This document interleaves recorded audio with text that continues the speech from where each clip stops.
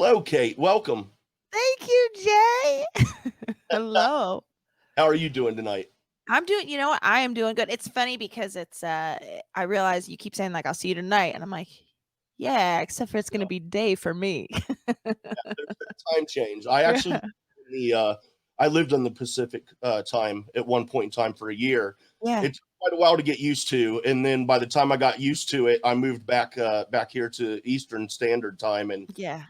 I had to get used to it all over again. Yeah, there is a time. I don't do well with time changes at all. I really don't. Like even going to Chicago, it's just a 2 hour time difference for me to go visit my family in Chicago, and I'm just like, this is crazy. Why is it so early, or why is it, like so late? It's just, yeah. Yeah, it's definitely weird, but then you think about Australia living in the future, and then Really? living even further in the past than you. So at least you're somewhere in the middle, and you're not on one end or the other. Totally. Yeah, I did a show with a guy in New Zealand yesterday. I'm like, "What day is it?" Or I was like, "What?" And he was like, "It's Tuesday at 4 p.m. in the afternoon." I'm like, "Oh, how does Tuesday go for us?" Yeah, yeah, It's like, "Tuesday's pretty good. It's gonna be pretty good." that's great. That's Yeah. great. Well, the name of the show is From Birth to Schmoedown. So, Kate Mulligan, where were you born? I was born in Palos Hills, Illinois, a suburb of Chicago, southern suburb of Chicago. So, And then yeah, and then grew up nearby that in the western suburbs of Downers Grove, Illinois. So I lived there my whole 18 years before I went off to school. and I'll just ask now because it is Chicago. Yeah. Uh, so, would it be the White Sox or the Cubbies? Sure would be the White Sox. That's what I assumed. South suburbs is where my mom and my dad are from. I'm from the western suburbs, so it could really go either way. But the Sox, it is like we are a White Sox family, and yeah, I my parents are like, "Oh, we'll be happy for the Cubs if they win the World Series." I'm like, "Well, then you're terrible White Sox fans because I'm not. I am rooting against the Cubs every time they've gone to the World Series. I was glad of their curse." Oh my gosh. Did you go to games when you were a kid? It's so funny. We would go to White Sox games, but I didn't. It wasn't until I was in my 20s and I was dating my now husband that I made it out to Wrigley Field, and I do understand the allure of Wrigley. I understand why that is so fun. It's a great ballpark, and we ended up going to Murphy's Bleachers, which is like right across the street, and it's a part. It was like us and then everybody who'd been kicked out of the game kind of like was in Murphy's Bleachers. So it was just like a real mob scene. But yeah, that's definitely you don't have that atmosphere at a White Sox game per se. It's a little No, it is dodgier there. special. I've been there a couple times. I've been Yeah. lucky, and I caught games where the Cubbies were playing the Reds, which is my favorite team. I'm from Ohio, so Yes. Donati.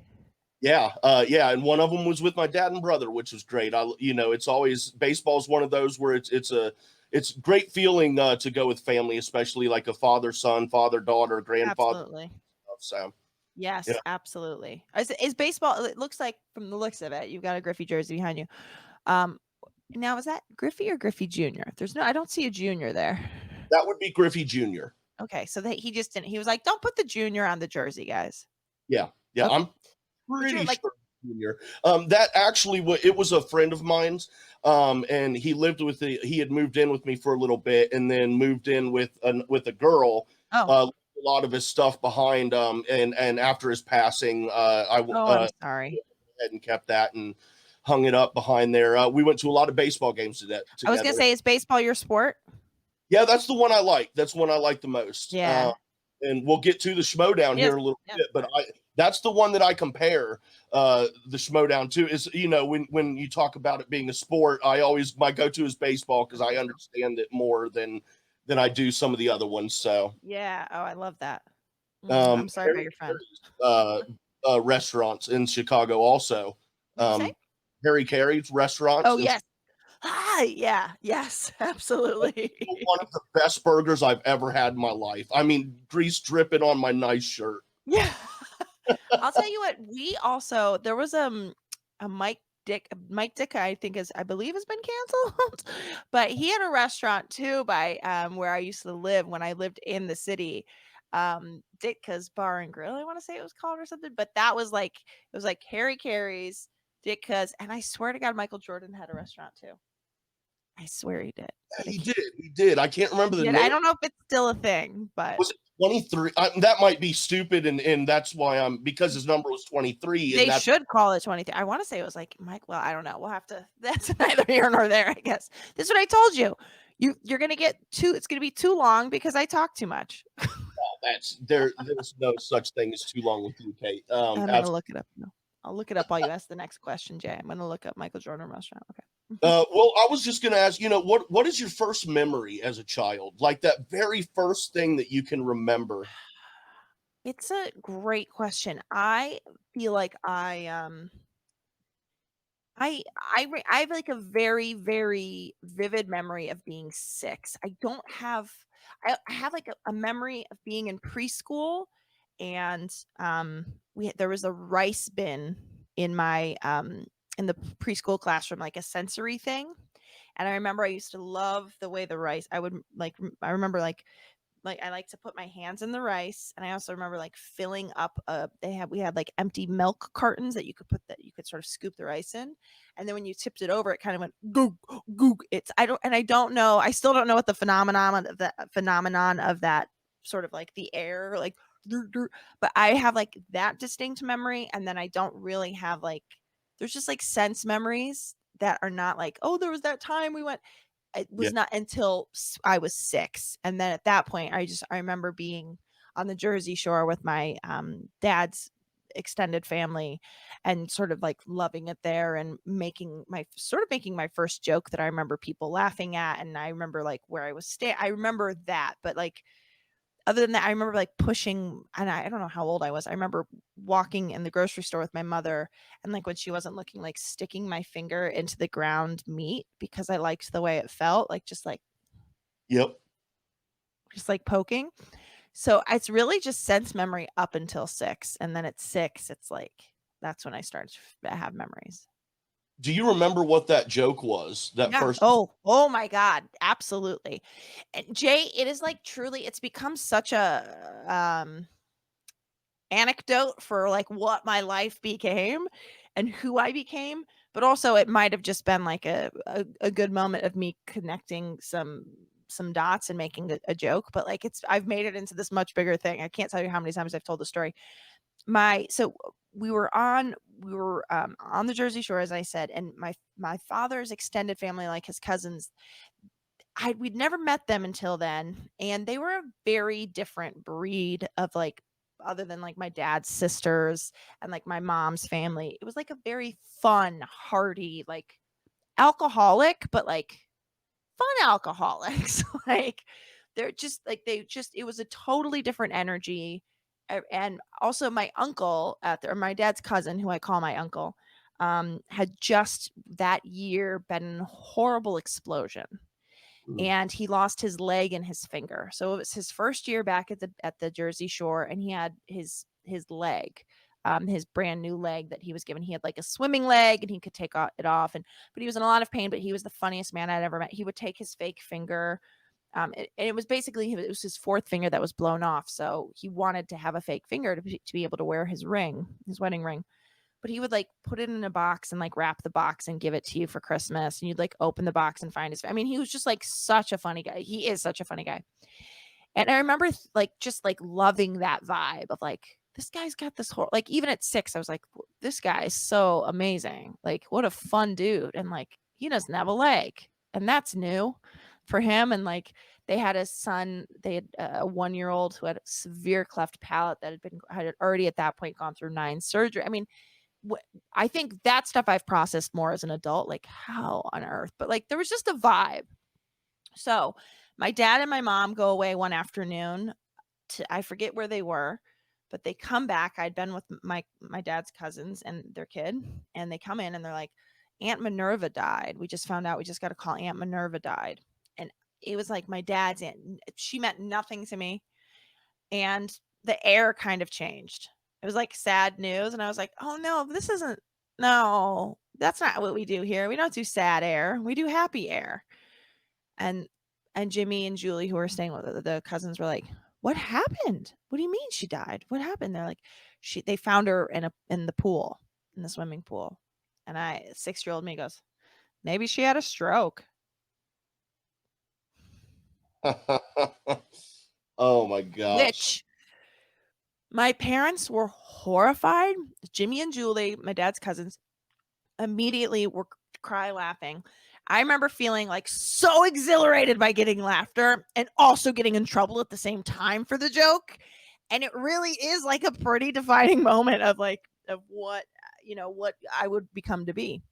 That was a very long way to tell that story, but I felt like it was important to know that it was me not wanting to sit in the uncomfortable nature of like sadness and like wanting to joke my way out of it. I felt like that was important to know, but I realize now that might have been a little boring and not worth the No, payoff. that was great. I think it's amazing that, with being what you do today, that, that was the one. And given the circumstances, it's very bad circumstances, but to me, it's very beautiful also. A child breaking that tension like that. I mean, hell, man, that's just great. I like And it.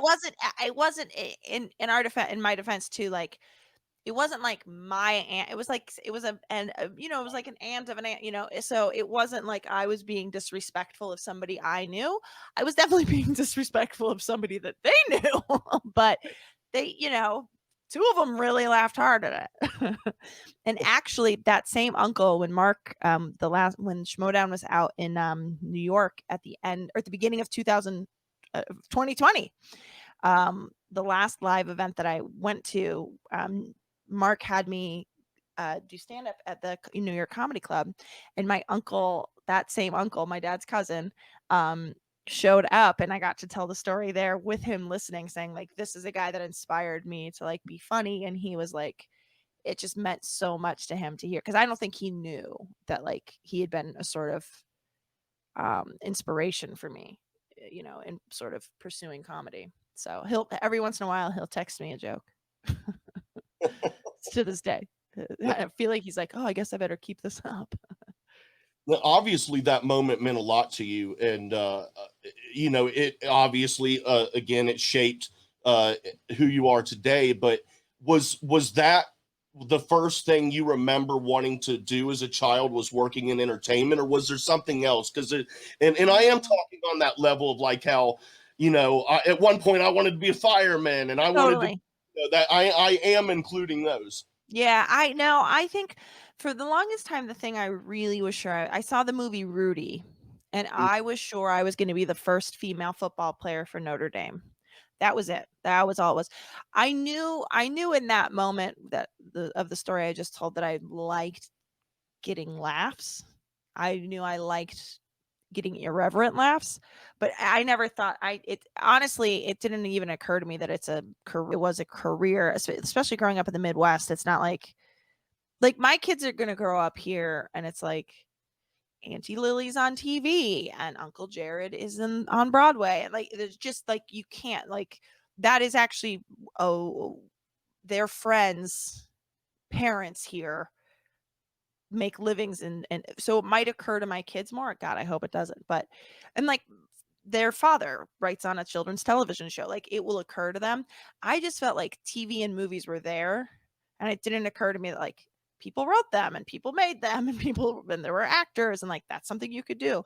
So my first career I wanted to be a female football player at Notre Dame, which I know is not a professional level, but I figured that would translate into me being a professional football player. Yeah, yeah. I mean, you got to go through college to make it to the pros first. Okay. Thank you. Yeah, And yeah, as you can see, it happened. yeah. And better Notre Dame than Ohio State. So, and I'm Yeah. from Ohio, and I say that. So, good selection on your part. Uh, Now, through high school, were you a class clown or a comedy kind of person in school too?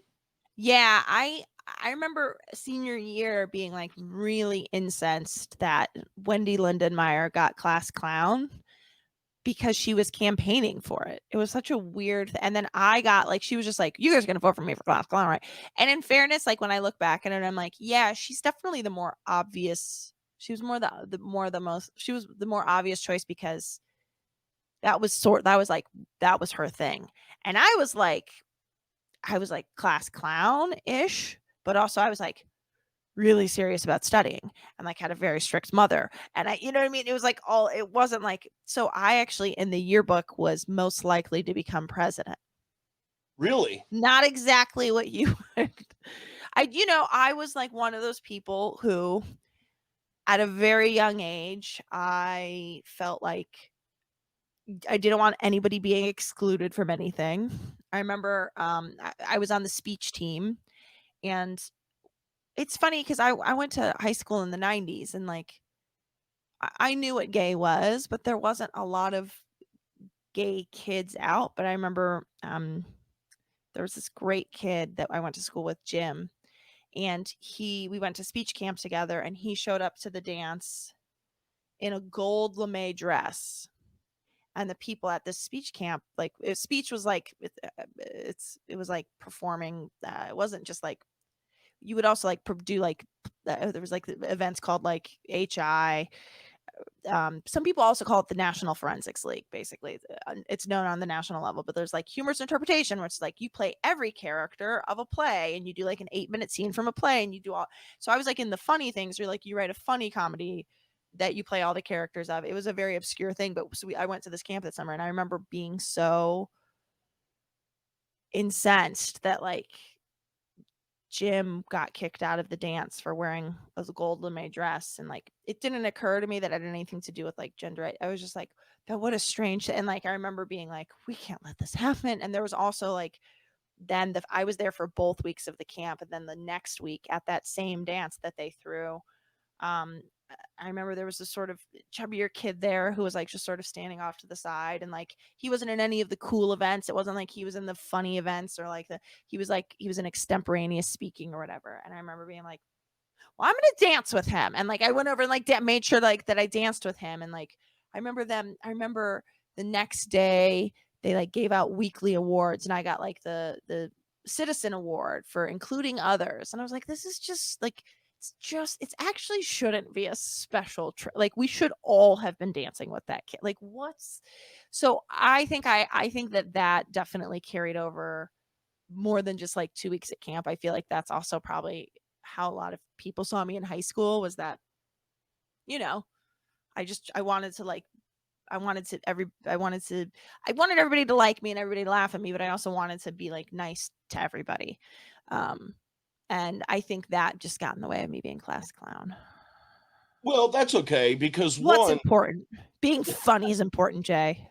it is, but that's quite the compliment that you did receive, and it goes Yes. to speak a long way as to how your peers felt about you and your character.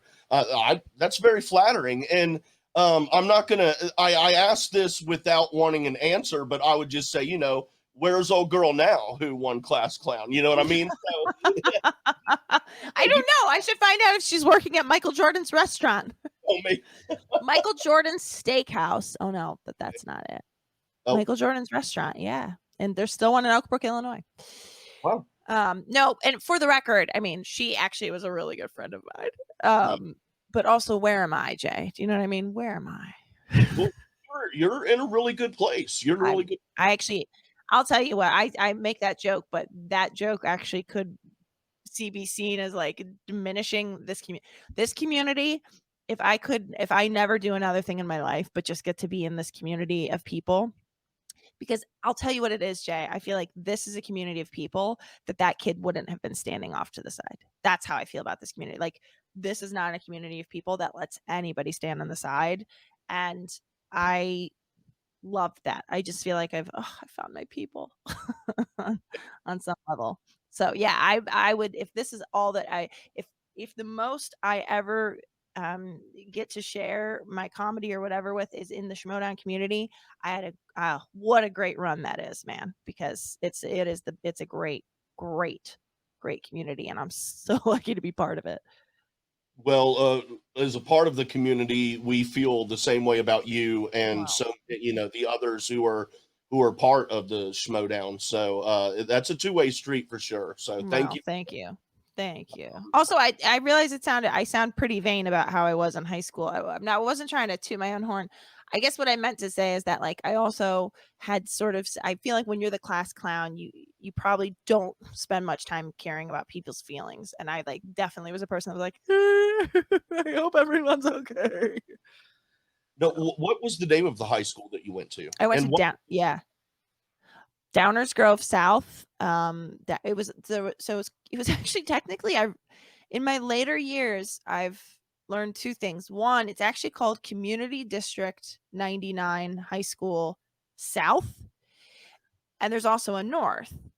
But it's so funny. I watched my senior video again a couple years ago. I was one of the hosts of the senior video, and it was the year that Blair Witch Project came out. So we did a Blair Witch spoof and like like like so like crying, there's like snot running down my nose and stuff. And I was like, here at South. And I was like, we called the school just South. So like we've never called it was DGS, Downers Grove South, and we were the Mustangs. But man, I'm like, we never called it by its real name, and then we just called it South. What a weird thing. So I went to South, apparently. Here at South.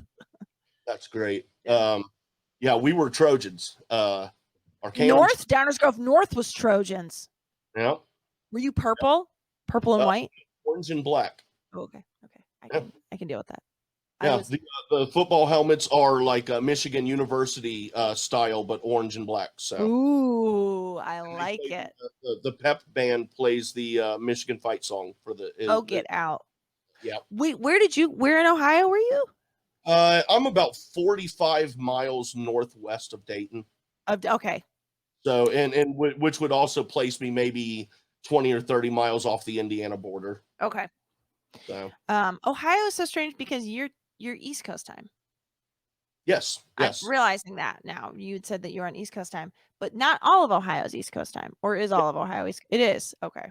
Now it used to be. Now when I was growing up, it used to be Indiana would change times and it was really weird because they would then be. I actually lived right on the border of Indiana for a little bit. I mean, like I could walk a mile across, and I'd be in Indiana. And they were, that was when they had the time change thing. They've since done away with that. Yeah. But it was so very confusing, and Blockbuster got a lot of my money in late fees because I'm sitting here thinking it's 6:00, but it's really whatever time, and I'm just like, oh my gosh, I thought I had more time. So. Oh. You could have really beat the system in the other direction. You could have gotten like an extra. I forget. Did Blockbuster? Did you have to return it at the one you checked it out from? Yes. Oh, never mind. Then you can't beat the system. I was gonna say you rented in your state and then return it in the earlier state. Oh, I wish that would work. Yeah, but we're on the Eastern time here. Those time changes. It's such a terrible thing if you really think about it. Yeah. Jake, you have, to me, Jay, a bit of, and it's always been this way, you have a bit of a Southern accent to me, which doesn't track considering that you're Ohio, unless it does track because I don't understand something about Ohio. I was about 18 months old or so, and my family moved to Houston, Texas. Well, Texas. There it is. Okay. There it is. We ended up in Houston, and then I was about 6 or so. We moved back up to Ohio. Okay. But for the first life was in Texas. So. And do your parents have an Ohio accent or Houston, like a Houston? Ohio, as far as I know. Yeah. So you got the hook'em horns? What's that? Yes. Hook'em horns. Yeah. Yep. Austin. But yeah, we lived down there for a while, and my dad did construction work. He was the foreman, and they poured roads like highways and streets and stuff like that. And that's a great. I mean, it's a dangerous job, but it is a great career. It's hard on your body, but like I do feel like you make a real proper living, and there's a union to take care of you, right? Or no? No, not well. I don't know about down there with his specific company. Okay. But growing up as a teenager into my early 20s, I worked. My parents owned their own construction company up here. Gotcha. Okay.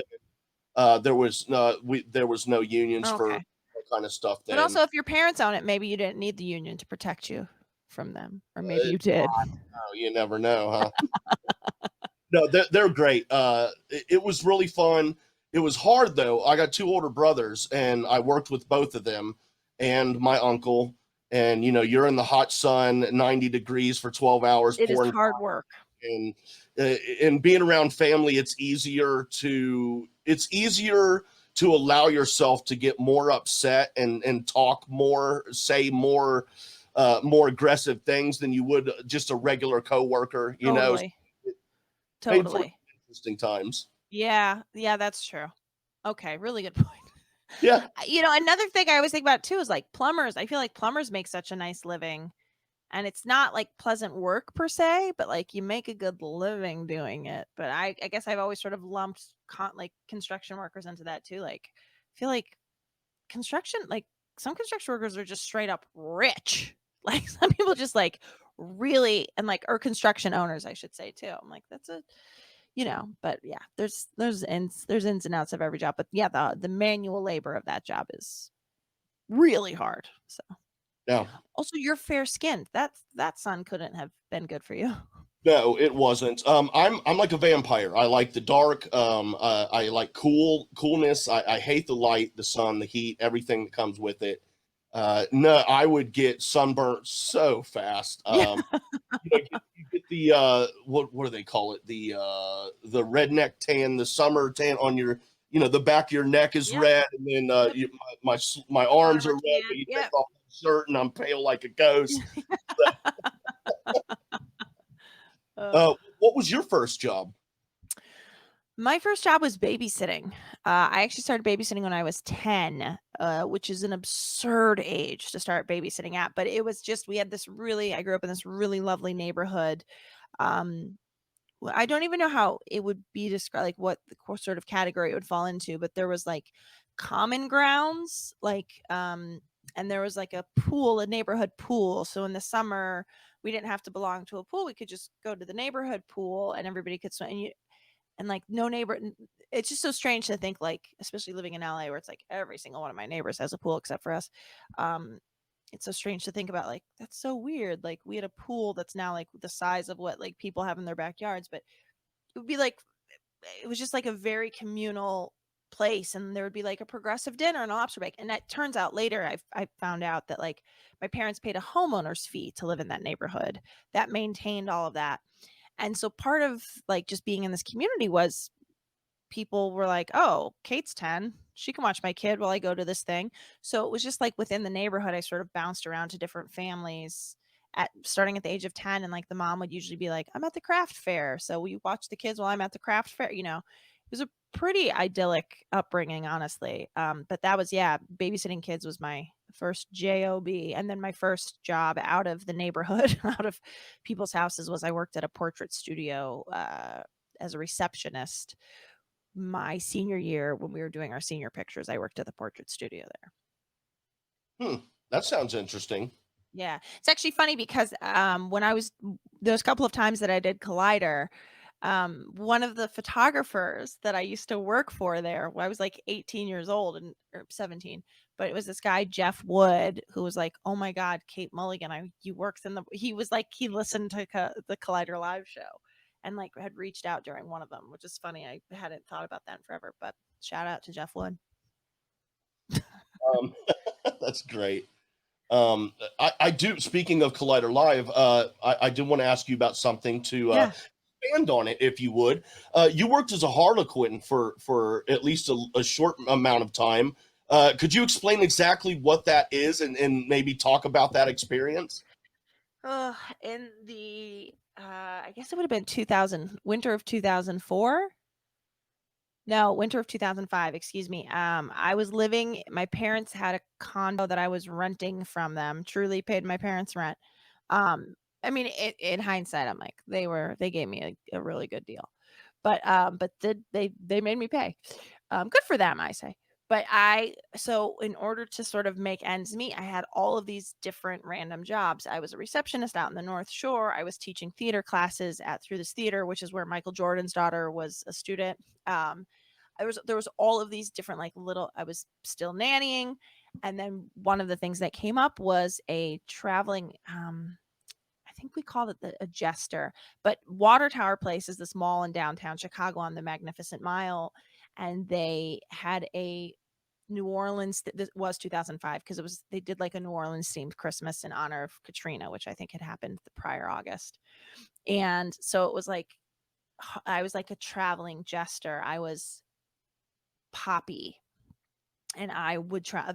This woman and I, who I went to school with, we would sort of hop around the mall for hours on the weekends, and like people would take pictures, and like we were told to not say Merry Christmas. We're supposed to say Happy Holidays, and people would take pictures and like they kept being like, "Oh, you're an elf," and I was like, "Yeah," when it was like, "Of course I look like an elf. No one's gonna be like, oh, you're a harlequin. Oh, you're a jester." Like it was a very strange theme.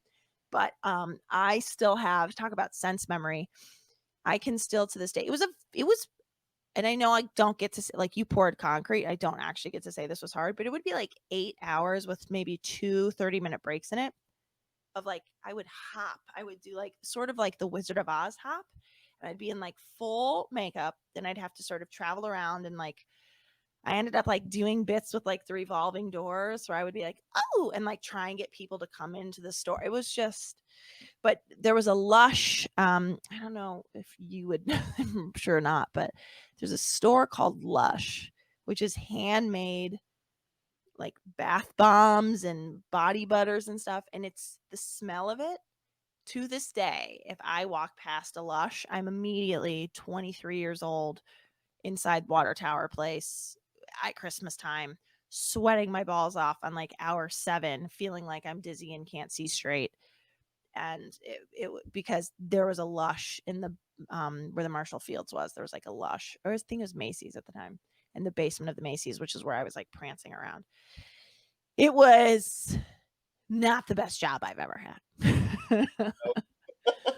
But it was like I remember thinking like, I've just graduated from college as a theater major. I'm like, I got a job performing. And it's like, Right. not quite, kid.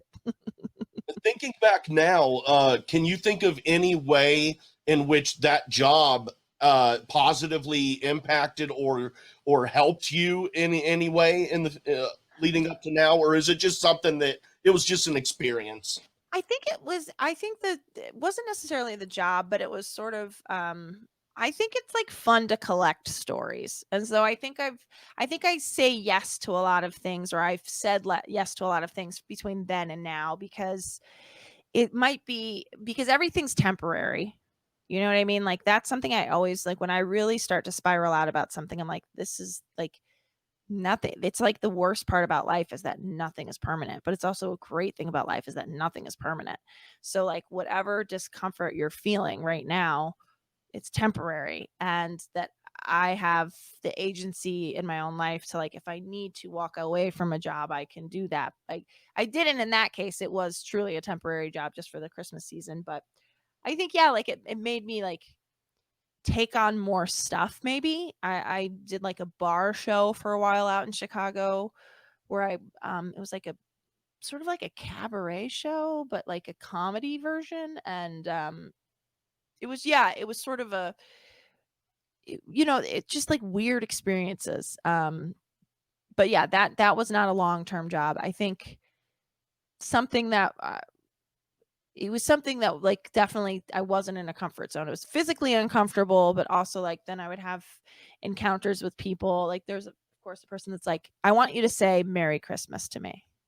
And I was like, sure. And they're like, no, say it. I want you to like it wasn't like it was much easier to be a nanny because I knew that kid in and out and I knew we were gonna have fun and we can just play horse in the basement and like whatever. Like so it was I don't know. I guess in that way that job definitely um I said yes to things after that and also knew that, discomfort is temporary in life. Now, when did you first try stand up? What made you interested in that, and where was your first time on stage doing that? That's a question I actually don't know the answer to, Jay. The second part, I don't remember when I do. Actually, I'm sorry. I take it back. I don't remember how I got it though. So I had done improv in Chicago. I had done improv all throughout school. I went to Northwestern out in the northern suburbs of Chicago, and I was like found improv there. That sort of became like a thing. I was like, I'm going to be a famous improv comedian. And the truth is, like, that's not actually a position that exists. Like, you can be good at improv, but like then that makes you an actor in Christopher Guest's movie, or it makes you somebody that could get onto SNL. I just didn't ultimately have it. It went fine for a while. I did the Second City Conservatory in Chicago, and then I moved out to LA, and I was such a Chicago improv snob. I was like, well, I'm done doing that now. I can't do that anymore. And I really forget how it happened, but I got my first stand-up performance ever was at the Comedy Store in the Belly Room. Who got me that gig, Jay? Just a weird gig to be able to get. Somebody must have, I must have met them through work or something, but anyway, that was my first gig, and then I found it to be like very the thing that's very different about stand up and improv is that like in improv, like if the show goes well, it's still possible that you had a bad show, and like you that's very evident like after the show, and everybody's like walking past you to go tell the person that had the biggest laugh, like you were so funny. And like, but also if the show bombs, but like you did well, like it's a shared thing with improv, whereas with stand up the glory is all yours. So if you're like a narcissist, like I think I might be, it was like great. It was like, oh my God, but also the learning curve is so massive because the defeat is all yours too. You have nobody to blame but yourself when it doesn't go well. And I think I liked both ends of that. I liked that I was responsible for every part of it. I've had a friend since that like was like, oh, I can write some jokes for you, and like I don't. I think part of I don't know. It doesn't appeal to me at all to have someone else write my jokes for me, because I sort of like that it's all mine. Yeah. And yeah, but that was, and I think that was in 2007 was my first stand up show Oh, so after you, I'd already moved out to LA.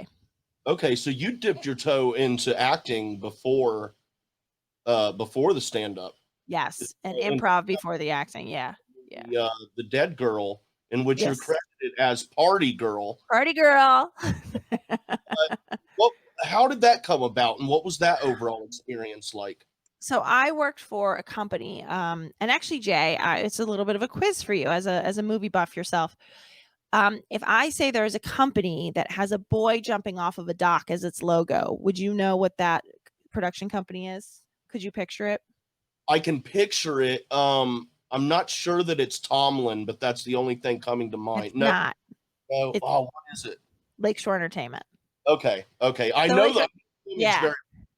So you'll notice that I think almost all of my credits are Lakeshore Entertainment Productions. It was a company that I worked for. I worked as a PA for a year, and then I moved into an accounting position on the international sales team, um, or it was called collections and accounts management. So it was a desk job. Like I had a desk job, but the gentleman, and I say gentleman, he was actually the man that accepted the Oscar for Million Dollar Baby, which was the year just before I got to Lakeshore. Um, and he gave me a job there because my aunt in Chicago, he had a real estate management company in Chicago. He was a big deal in Chicago, still is a big deal in Chicago. And so she had worked for him there. She said, like, can you, my niece is coming out to LA. Do you have anything for her? And no one has ever taken care of me the way that this man took care of me. It was just like, he was so generous. He gave me this job. He just gave me this job, a community, a life. I mean, like everything about my life in LA, I have because this man said yes. Um, and so the Dead Girl was a Brittany Murphy. Um, it was a Brittany Murphy movie. James Franco was in it. Toni Collette was in it. It was a small budget. The woman that directed it was a woman named Karen Moncrief, who it was just a really if you haven't seen The Dead Girl, you'll just see me walking by in it. But if you haven't seen The Dead Girl, you should see it because it's actually just sort of a really cool.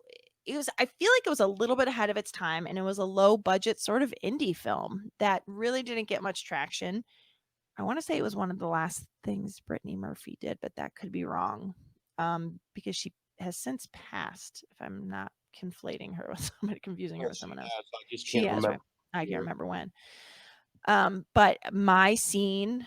Oh, and Rose Byrne was in it too. Before Rose Byrne was a massive deal. Before Rose Byrne did Bridesmaids, and anyway, so I've been put in this film to have a one line where basically Rose Byrne and James Franco are at a party and they're about to kiss, and I walk through them drunk, and like they end up like moving into the bedroom. So we're at this house. It's my first time ever being on a movie set, and I've been considered a day player, which means I'm not background. I have like a line, and it means I get a room and a four banger, which is a trailer that has like 4 rooms in it. So I got like my own room. It was like, I mean, you can't even imagine how I felt like I was just on top of the world. And then I'm, of course, put into holding with James Franco, who is shooting Spider-Man 2, maybe at this. What would he be shooting in 2006? It'd be something around there probably. He was shooting one of the Spider-Mans. So he's basically going to shoot with us, and then he was going to go at 4. He was getting picked up because it was a night shoot. At 4, he was getting picked up to go shoot Spider-Man for the whole day. God love him. And we were sort of sitting there, but we were like, it was Rose's friend and myself and James Franco. And James Franco we're in this bedroom of this house while they're setting up the kitchen for the party scene, and all of the background actors are in the backyard. And I just felt out of place. I was like, these are not my people. They could not have been nicer. Could not have been nicer. But like, James was trying to sleep in this person's bed. And so like I end up like walking out into the backyard, and I'm talking with the background, and like I'm hot shit to them because I'm somebody like, so again, egomaniac. I was like, where am I going to be special? Oh, with the people who think I'm somebody legit. So I went out to this backyard, and I was talking, and they're like, what's going on in there? How did talking? How did you get this part? How did you audition? And da-da-da. And of course, I don't want to answer like I was given the part because I work at the production company because my aunt, But anyway, I'm sort of like feeling like I'm feeling myself.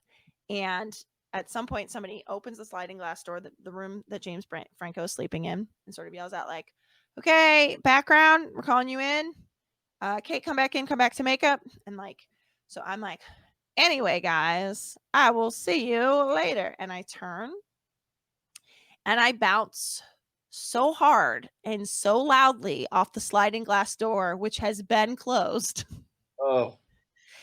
And all of the background are like, oof. I mean, and then I walk in, and from bed, James Franco's like, did you just walk in? Like, gummy. Did you just walk into the sliding glass door? I'm like, no, go back to sleep. It was just like this.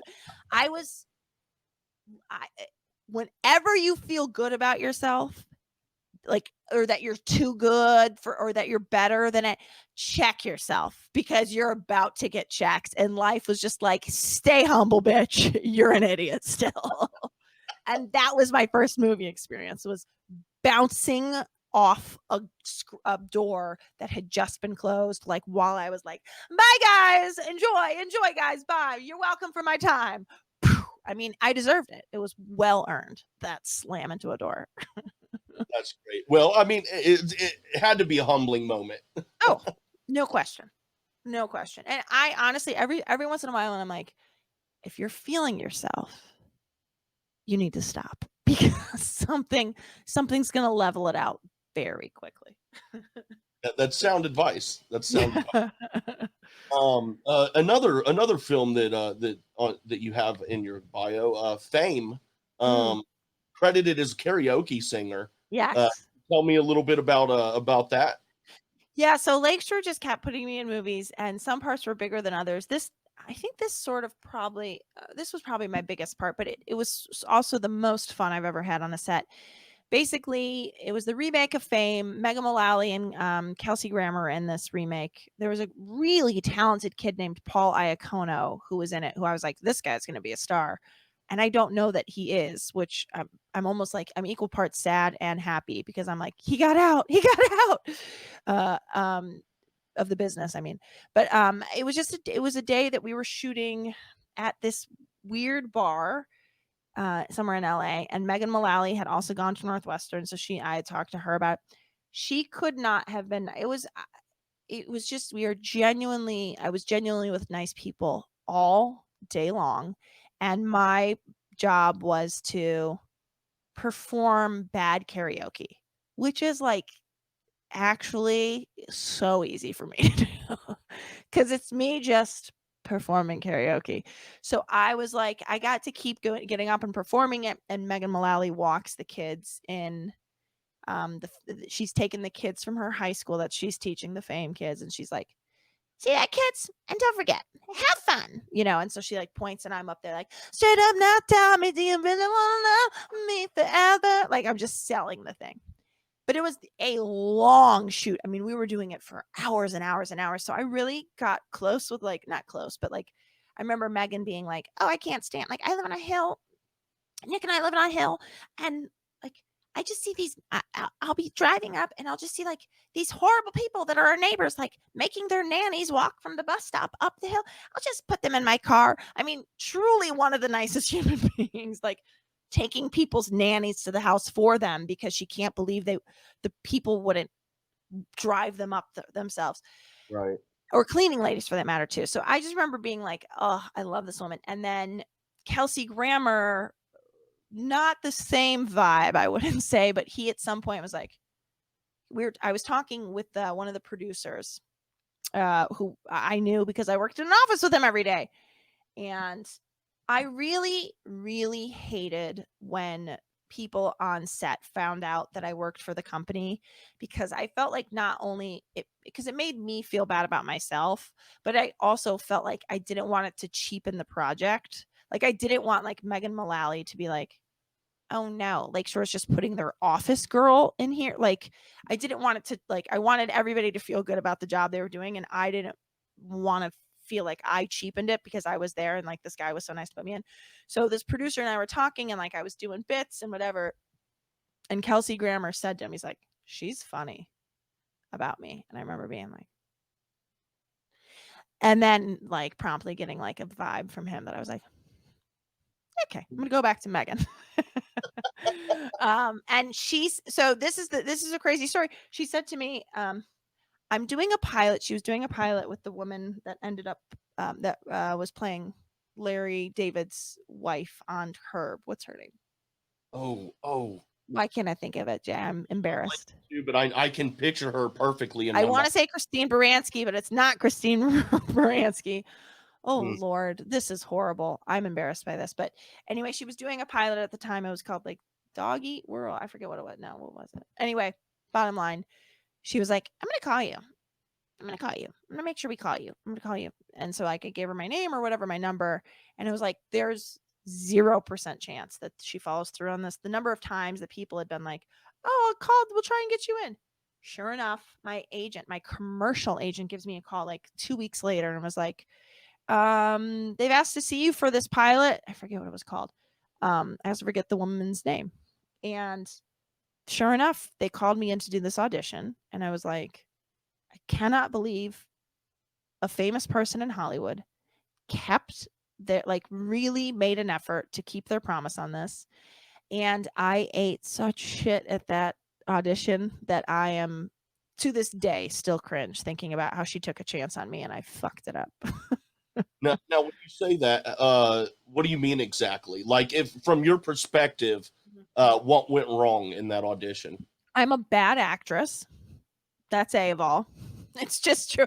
I mean, I was a good stage actress. I feel like when I don't know, there's something that a stage does. I'm just, when you need me to go in and like I get in my head about, did I have the lines memorized correctly, and I maybe didn't put enough time into the sides to practice it.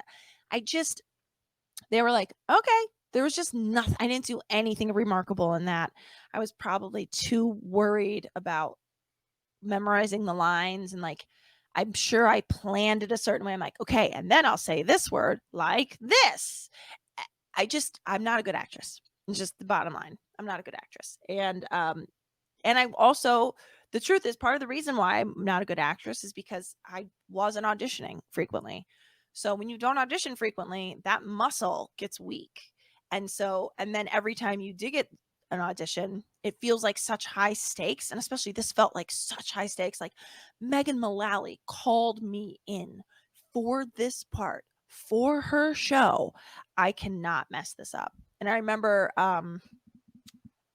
this woman, Krista Flanagan, was there, who had been on Mad TV. I dated a guy on Mad TV for a while when I first moved out to LA, and she had been on the show then. I remember like seeing her, but everybody was recognizing her from Mad Men at the time. And I remember like being like, "Hi," and like, what's worse than being like, "I'm da-da-da's ex-girlfriend," and like, "Oh yeah, hi," like just like that's all. Like, what are you doing here? Yeah. And I just remember feeling like this thing's over. It's over for me. And like everybody was like, don't play tricks on Peggy because she's in Mad Men anyway. And I was like, it's done. It's done. I'm done. I'm done. Now, while all this is going on, you're still working in the comedy clubs, correct? Yes. Yes, at this point, yeah. Now, have you met Christian Harloff and Mark Ellis at this point by now? Yes. So I want to say Fame happened in 2009, which maybe means we filmed it 2008. I started doing stand up in end of 2006. So I met Christian in 2007 and Mark in 2007 for that matter too. And Mark Ellis and I actually, so Christian and I always did stand up together at this place called Room 5, which is on La Brea in LA. And like he and I became pals, and then he put me as again like a small part. He knew I wasn't a good actress in his pilot called Grasping at Straws. And Eliza Schlesinger was in it, and Mark Ellis was in it. And Mark and I spent, I was in the background of scenes that they were doing, basically. I think Ken Knapsack was in it too. Mhm. And I didn't have anything funny to say. I was just a waitress in the background. But Christian, of course, like, it could turn into a bigger part. We could give you a storyline, whatever. But I was like, sure. No, whatever. It was a legit production too. But Mark Ellis and I spent the whole day talking. I was like, oh wow, this is the funniest dude on the planet. We just hung out that whole day and just talked and talked and talked, like in between scenes, like back to Mark. And I'd seen him go up on stage and stuff, and he was funny, but like there was just nothing like how fast and quick he was. So technically, Christian, I feel like got like really grew my friendship with Mark Ellis just by putting us both in that pilot. But I think I do think I knew Christian first just from doing the stand up there. I have seen that the pilot you speak of. Oh, you have? Is it Yes, out there? it's on YouTube. Yes. Oh my god, I have to watch this. Now, let me not has there been any talk about, but what do you think about maybe all you guys getting together now, these years later, with more experience under your belt and more life knowledge, and maybe try to reboot it or something? The pilot itself, I don't know, because I feel like I think the thing that's one shift that's happened is that I think Eliza is obviously very famous, has an incredible, beautiful career. And she and Mark, I think like Eliza and Christian used to be very tight. And now I'm not saying that Eliza and Christian aren't still tight. There's no bad blood there. But I just think that like Eliza and Mark, because they're both still doing stand up together, are much closer. I think Eliza is actually like his best friend, Mark's best friend, and or one of his best friends, I should say. And I think I don't know. Like, I don't know if that would, I don't know if it's a project that means anything to anybody else or anybody anymore, because it was so many years ago. And I think probably we would all tell a difference. Like, I think Christian wouldn't even be interested in telling that particular story anymore. And Mark, I feel like the other thing too is that like Eliza and Mark are definitely past us in league. So which is not to say that, Christian had the biggest career of all of us at the time. And I think if he wanted to jump back into stand up, he could be just that big again. But yeah, I feel like I don't know if that would be a pilot any of us could pull off anymore. Mm. It's, In it's a times have young. changed a lot in comedy as well. Would you? I'm Uh, sorry. Say again. Times have changed a lot Oh yeah. in comedy as well, especially over the last decade and whatnot. It'd be interesting though to see what kind of take could be done there, because I've never being in the Midwest here, rural America, I've never been to comedy clubs, anything like that, let alone being on your side of it and having that experience. I can't imagine what that must be like, and I don't know. It just because I think about the things I do, and when as far as our community, when I talk to a Suge Knight or I talk to an Amber Coates from Let's Get Ready, and Yeah. I have a little bit of that, dude. This is cool. I'm talking to other people who are doing what Yes.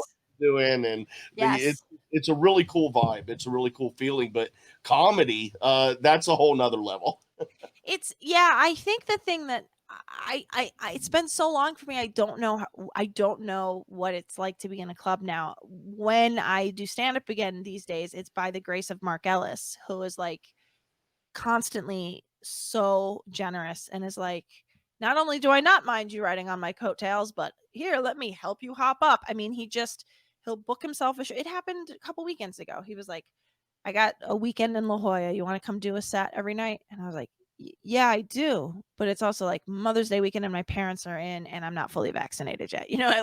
But it Right. killed me to say no to that. And he's like, calm down. There will be more. But I feel like I can't say no to this. I can't say no to this. Like, this is like, when else am I going to get to do this? And like Mark's answer is, you will get to do it again. But I don't know. It's for me, I think that it's definitely a young person sport. Like, I don't have the energy to get on a stage at 10 o'clock. I don't. Yeah. And also, and for those people who are doing it at an older age, not trying something out in their 20s, it's because it's their career. And, if I could be paid money to get up at 10 o'clock at night, I'd build my life around that time frame rather than, an early, I could make it work, but you don't get to have a career in it unless you've put in the legwork. And I did not put in the legwork the way I should have or could have if I was really serious about doing this for a living. Because I think it, at some point in 2008 or 2009, I realized like it was 2009. I realized like, oh, I kind of just want to hang out with my boyfriend and be the funniest person in a room. Like, let's just go out and I'll be funny at a bar. Like I didn't have that. I didn't have that hustle. I just was a little too lazy when it all came down Yeah, to it. that's all right. You're in a good spot now, and Well, yes, again, because Christian has handed me something. yeah, well, I was about to say, a lot of that started obviously with Collider Live, when you started making appearances on there. Um, I'm gonna go. I'm gonna go ahead and do it. I'm gonna bring this up because you've spoke a little bit about this a long time ago Yeah. on another show with me, and this is something that not a lot of folks are probably aware of. But I would like to get a little bit more into a famous Collider Live incident. Yes. Uh, Dad breaking Yes. into the room, very upset. Yes. There was a lot of stuff that went down that day, an online or an on-air argument rather. Yes. um you were there for that. Yes. And I remember you had told me just a little bit about that. Yeah. Would you mind telling me just what was that, how did that all go down exactly from your perspective of being there? What Yeah. happened? Well, I will tell you this on this past Friday night. Thad was on the Good People Association, and the guys had me call in. And I said to I said when I saw Thad, I'm like, "Hi, Thad, it's good to see you, not yelling." And he's like, "It was never at you." So I honest to God, like he was such a good sport about that. And I also was like, "There's no way he knows who I am." From where I'm sitting, there is. Uh, I, I felt like I had been snuck into a party. It was Christian's show, but he worked for this bigger network, and he was just basically like, yeah, come by. Like, you live in Burbank. Why aren't you doing my podcast all the time? And I was like, sure. I was sort of like recovering from my second kid and like the postpartum haze. And I was like, oh, it's kind of nice to like try to look presentable and go. But I was like, I don't know enough about movies. Like, you're fine. You're going to be fine. We talk about other stuff too. And so, like, I still was nervous walking in there because I had to buzz in that somebody was going to be like, who is she? The thing was, I wasn't costing anybody any money at the time. Like, so it wasn't like they were going to be like, we didn't agree to this, but I still felt like I was sneaking into a party. So that particular, I honestly, it's so funny. I don't remember many of the details, but like there was, there was something he was The supposed to Star talk Wars about something. Galaxy's Edge. I wasn't there for the Galaxy's Oh, that Edge. wasn't it. Oh no, what was it? No, Right, it was something else. I wasn't there for Galaxy's Edge. No. No, you're But right. by It the was way, Christian, I've never met anybody who owns that the way he does. I feel like absolutely he right. brings it up more than other people bring it up. He's like, I'm Yeah, sure someone's gonna be like, oh, look, is this the Galaxy's Edge guy? And I'm like, no, stop saying it. No one thinks about you that way anymore. no, no. I wasn't there. No, I wasn't there. I was just there. I don't even think it made the air, but like, I remember what it was now. We had played a video we weren't supposed to play, and YouTube Oh, kicked us off.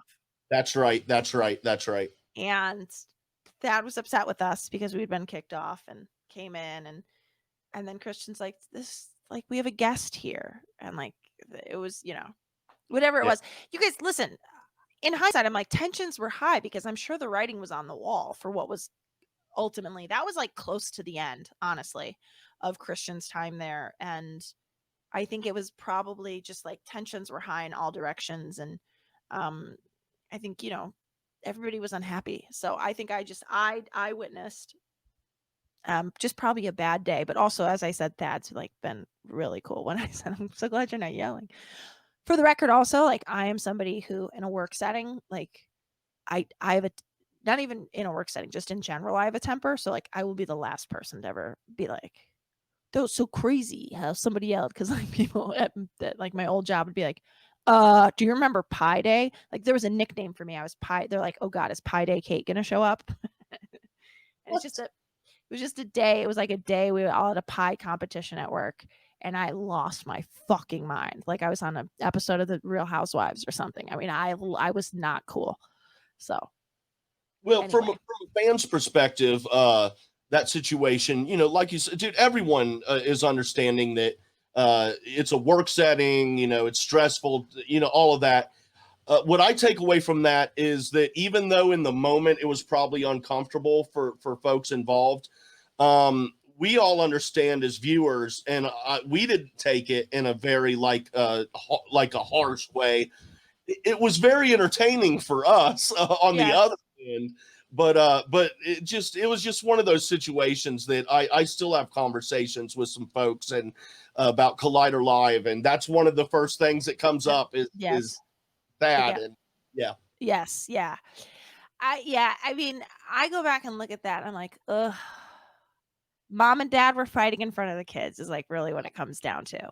And unfortunately, the kids, there was, a lot of viewers, but listen, there's like, Jay, honestly, if you had this, if you had said like, let's do this today at 12:30, you would have gotten a very different me. I feel like everybody who shows up to record something and knows it's going to live forever on the internet, you cannot always be recording on a good day. Like it's statistically impossible. So Yeah. like you've maybe caught me at a good, maybe I'm not going to make any faux pas here, but like, as far as I mean, I don't know. There's definitely points of today where you could have maybe caught me at a more tenuous part of my day, and I would have maybe lost my mind over something. And it just it's if what is required of humans now is to be perfect, we will all fail. We Yeah. will. Like I will not have a perfect record on the internet. I'm the internet is undefeated. Yes. Yeah.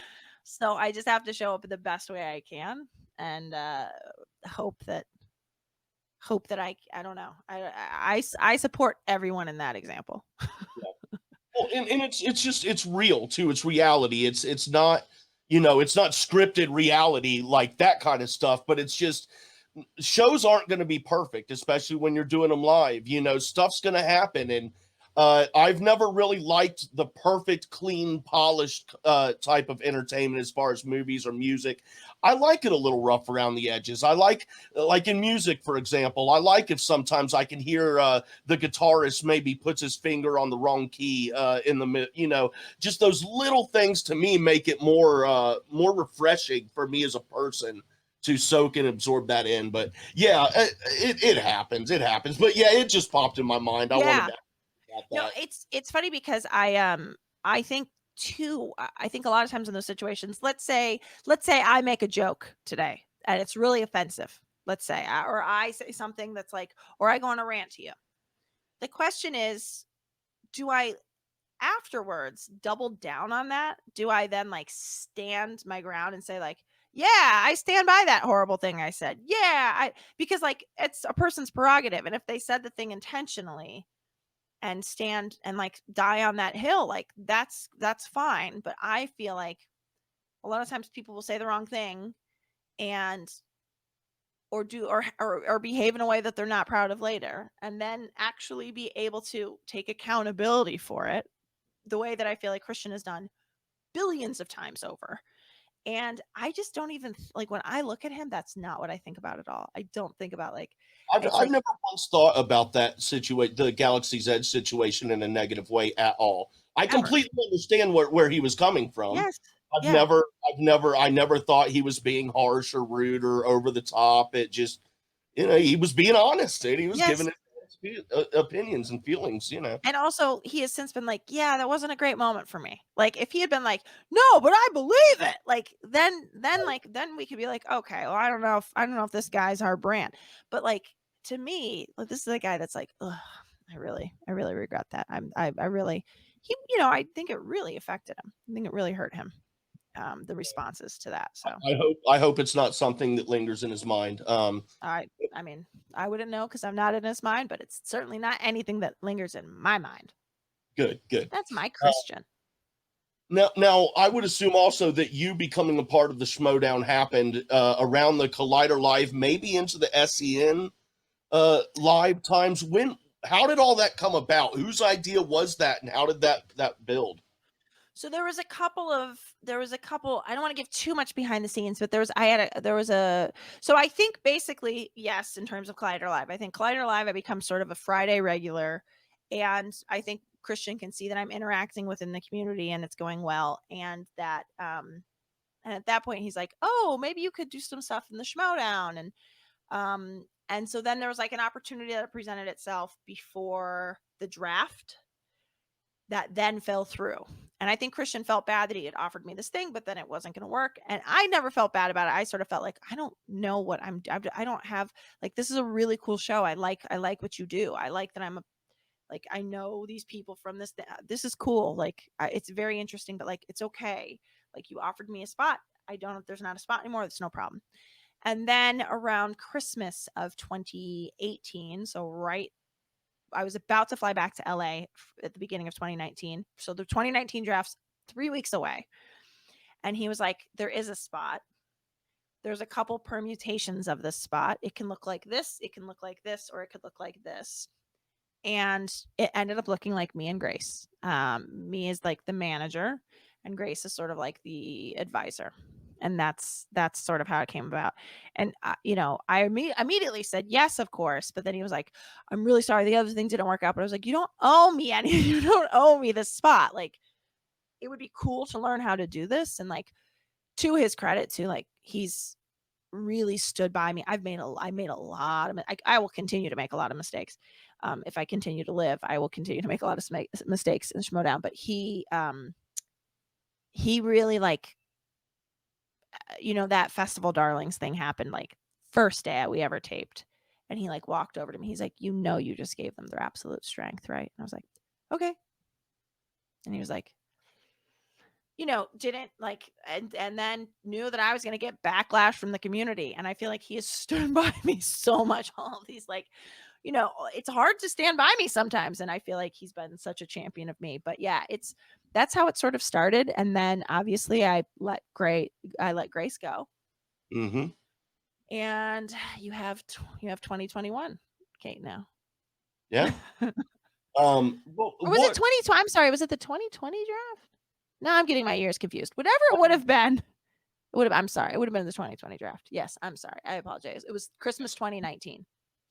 Ignore all of those dates. It was Christmas 2019 that we talked on the phone while I was in New Jersey still. And then it was the 2020 draft that I jumped in on. And you've managed, you're in the middle of your second season managing. Yes. What's the toughest loss that you've had so far, and what have you taken away from that? Toughest loss I've had so far is toughest loss. There's two answers to this. Toughest loss I've had this year was Jester versus Janine. And I will talk about that in a second. Toughest loss I had last year was Tom and Paul's first match. I really feel like Tom and Paul could have been such a special team. And between COVID and then like the Pride becoming such a special team, I feel like I really did a disservice to Paul and Tom. It was that festival. It was the very first day of matches for me, which again is me just defending myself. It was just that, I did not prep myself. I did not say like, who are we playing against? What are their professions? Would their profession make them good at a slice like Festival Darlings? Oh yes, their profession is Festival Darlings. Fantastic. We should not give them that wheel slice. And I honestly feel like that decided the game. They had a perfect second round and decided the match, I should say. And I feel like then Tom later made a mistake after the Festival Darlings thing, but like probably made that mistake because we were in a bad headspace from like the Festival Darlings gaff. So I really take responsibility for that because I think it changed the shape of their entire season. And we lost Tom. We didn't lose Tom. Tom's still alive. Tom is doing great. But like the Schmoedown lost Tom because I think not because of that. I just think that like, people's lives go in different directions and this just wasn't a year that was going to work for him. And I just sort of feel like, like I wish that I'd been able to give him a better season by managing better. And but the worst loss this year for me was Jester versus Janine because I feel like it's happening a lot. I think it's always happened where somebody can outplay somebody the entire match. And I mean outplay meaning get steals in the second round, be up the entire match. And what it comes down to is the other person hitting the 5-pointer and you not hitting yours. Because in order for that to not make a difference, you would have to be up by 6 points going into round 3. It's hard to pick off 6 points of somebody in 2 rounds. So in order for that to, and by the way, if you're up by 6 points, you're not even getting to the third round anyway. So it doesn't so I feel like that was that Jester loss. I felt like he was in tip top shape. I felt like, and he's somebody I had my eye on since he played Tom last year. He had me shaking in my boots playing Tom last year. I was like, oh shit, this kid's good. And he was so easygoing and he remains so easygoing. And I feel like it just didn't feel like it. If Jester had been in Janine's position and he won on his 5 and Janine had lost on her 5 after she had been leading the whole time, I would not feel great about that win. And I did not feel great about that. It's not the way I want to lose and it's not the way I want to win. I don't want one question to determine it, especially when somebody's shown themselves to be the stronger player the entire match. And there was just, I just felt like that. There was some distractions during that match too for me. And I won't go into details about it because I'm not supposed to. It's not worth it. It doesn't matter. But I can only imagine that what was distracting me was on some level distracting Jester too. But I just feel for him because I feel like he's such a special player and I don't think his season's over, but I think it's going to be harder to get him another match now that the first thing he did out of the gate was have a loss. Yeah. Well, we will definitely see what happens with the remainder of this season 8 of the Schmoedown. Again, you are manager of the Den. I love that shirt. Oh yeah. Yep. Yo.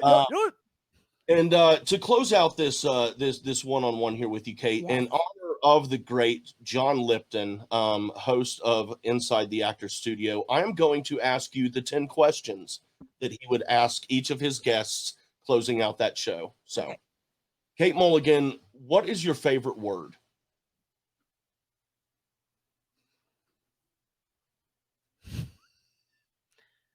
Like. It's like, like you could like use it whenever you want to like it. Like. What is your least favorite word?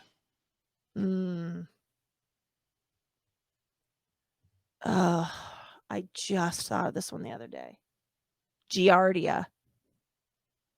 Ugh. Fair. What turns you on? Sense of humor.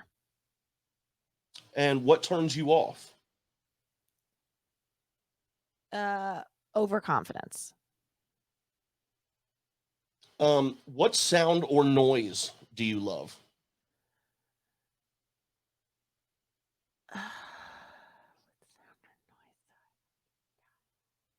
It's so funny because like I want to get these right. It's such a weird, like no one's gonna be able to check my brain to see if I answered exactly, but I'm sure I'm gonna come back and be like, oh, I forgot I like this sound. It's a very basic sound. I love the sound of rain in a car.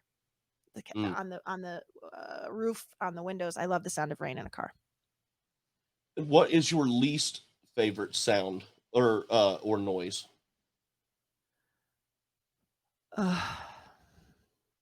My kids crying. Yeah. Why do they cry? Why do they get hurt? It's just a specific cry. Sometimes I just hate their cry. I'm like, shut up, stop whining about having to clean up your room. But there's sometimes when they get hurt, then I'm like, no, I do not like that. It's like a hysterical pain cry. I don't like that. That's that one I can live without. What is your favorite curse word? Cunt. What profession other than your own would you like to attempt? I think talk show host. Yeah, talk show host. Morning, afternoon, or night? I'll take a little of each. Honestly, I would do not afternoon. No, I don't know. Morning or night. I'd love to either do it with coffee or do it with a backdrop of a city behind me. What profession would you not like to do?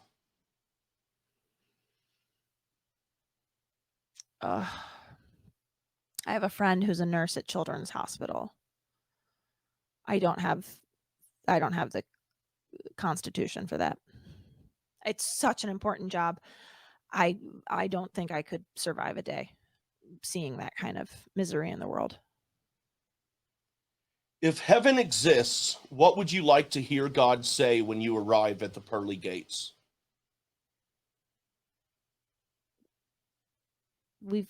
There's some people waiting to see you. That's great. Kate Mulligan, thank you so very much for being here. Really appreciate your time. Gosh. Thank you for having me. I'm sorry that I overtalked every question you asked.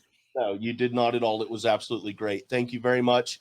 Good luck this season, and I will talk to you again later on. Thanks, Jay. Good night. Be sure to check out Speaking of Schmoedown, a sports talk show devoted to the movie trivia. Schmoedown airs Saturdays at 11:30 a.m. Pacific Time, 2:30 p.m. Eastern Time, here on the Jcast Network.